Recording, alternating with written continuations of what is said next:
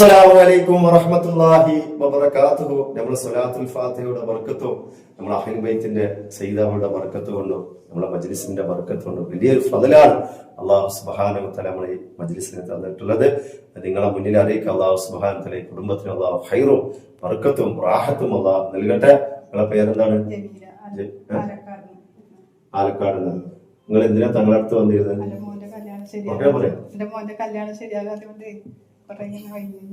പ്രയാസത്തിലായിരുന്നു.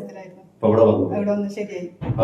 അപ്പൊ മോന്റെ കല്യാണം ശരിയാവായിട്ട് വളരെ പ്രയാസത്തിലായിരുന്നു.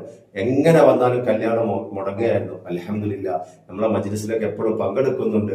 അതുപോലെ തന്നെ എന്റെ അടുത്ത് വന്നിരുന്നു, ഞാൻ നിർദ്ദേശങ്ങൾ കൊടുത്തു. അൽഹംദുലില്ലാ കല്യാണം ശരിയായി റാഹത്തായി അല്ലാഹു സുബ്ഹാനഹു വ തആല ഇനിയുള്ള കുടുംബജീവിതം അല്ലാഹു അവർക്ക് സന്തോഷത്തിലും സമാധാനത്തിലും റാഹത്തിലും അല്ലാഹു ആക്കി കൊടുക്കട്ടെ.